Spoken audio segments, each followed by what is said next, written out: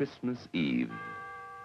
The melody of a Christmas carol fills the still night in a village in Europe.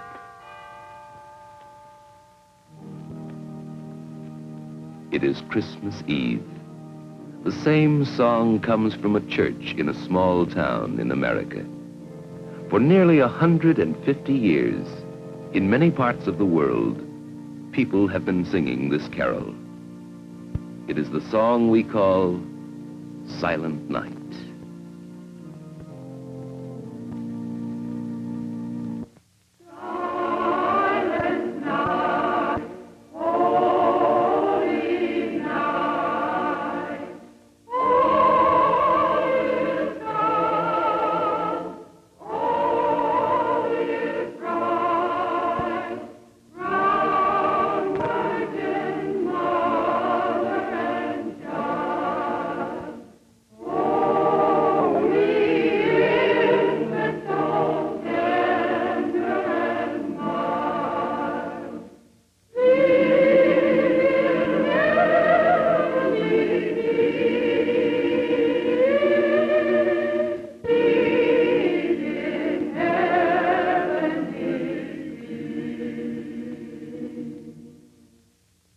Who wrote this beloved song? Where did it come from? For the answer, we must go to Europe. It was here, in Austria, in the little village of Oberndorf, that the song was written. We should go there today.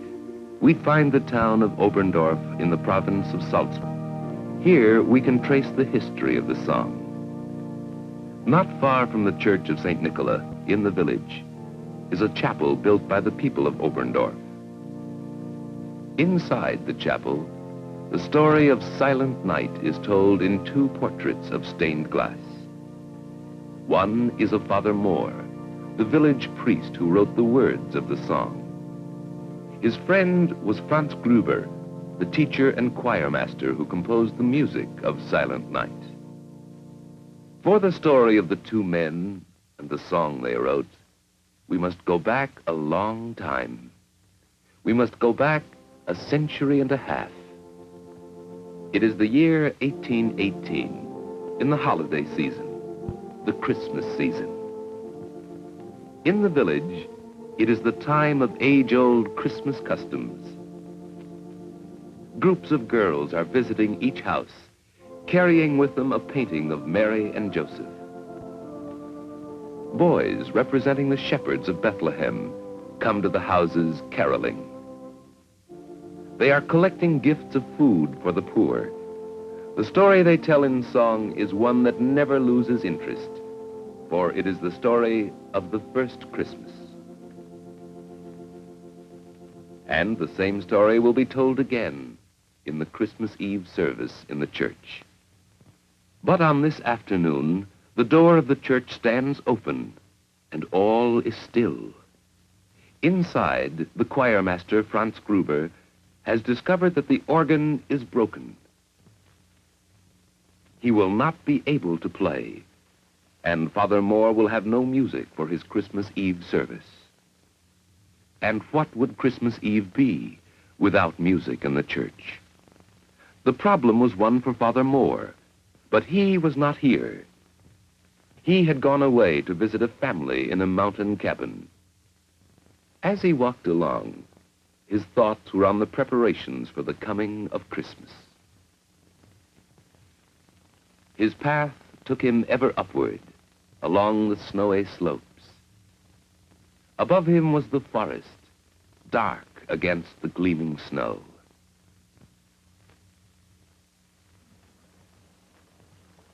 From below came the faint and musical sounds of a mountain stream. And all about him was the quiet beauty of God's world. It was evening when he reached the house.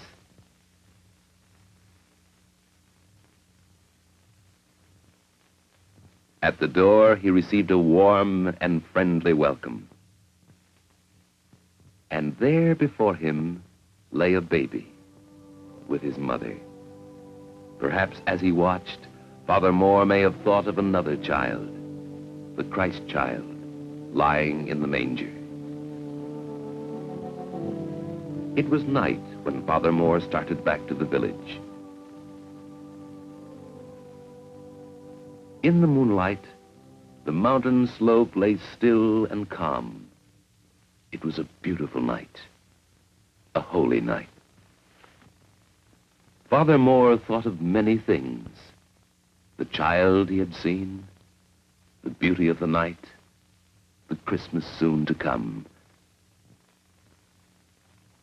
And so it was, as some say, that on his return to the village, Father Moore wrote a poem. The words seemed to come quickly and easily.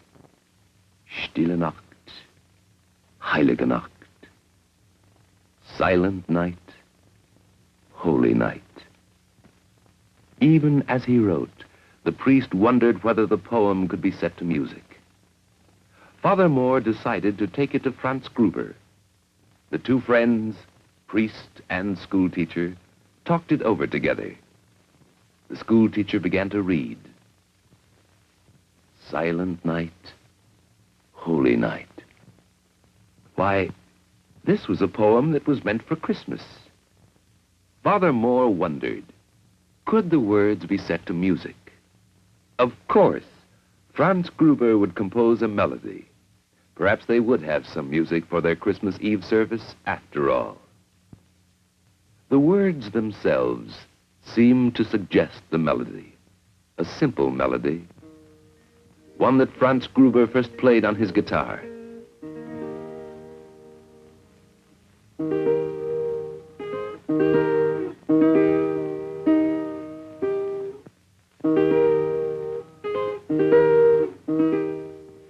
And so it was that the song two men had written was presented for the first time in 1818 at the Christmas Eve service in the village church.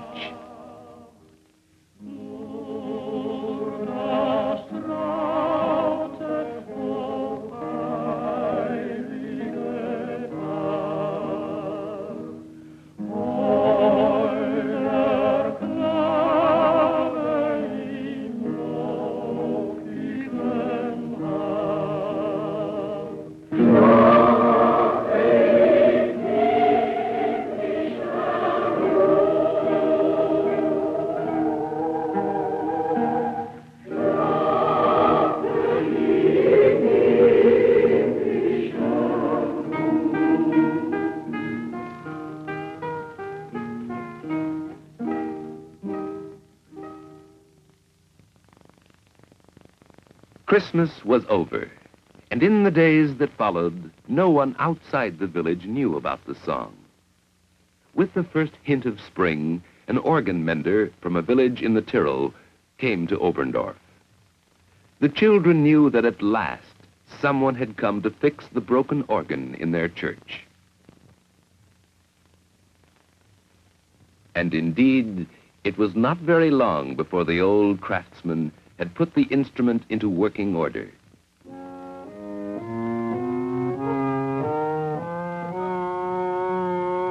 Now, he said to the choir master, you try it.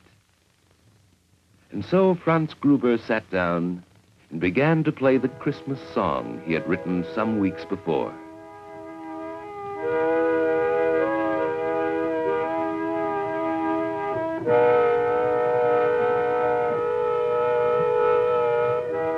The organ mender listened and remembered.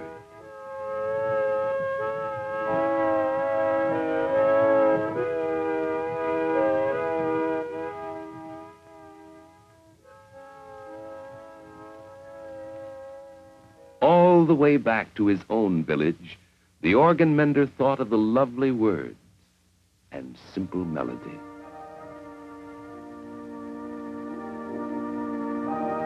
And when at last he reached the hill overlooking his own village, and some children came to meet him, he taught them the song he had learned.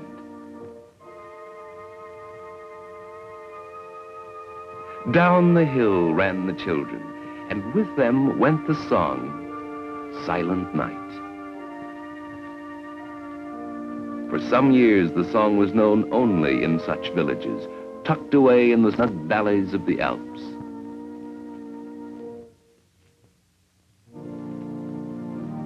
But finally, it found its way to St. Peter's Abbey in Salzburg.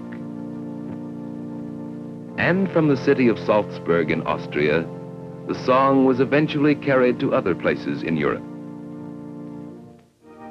To Paris,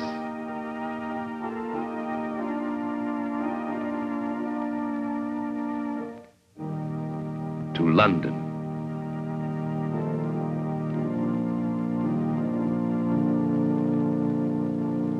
and then to places in America, to the cities, and to the small towns. Today, Silent Night is a song that belongs to everyone.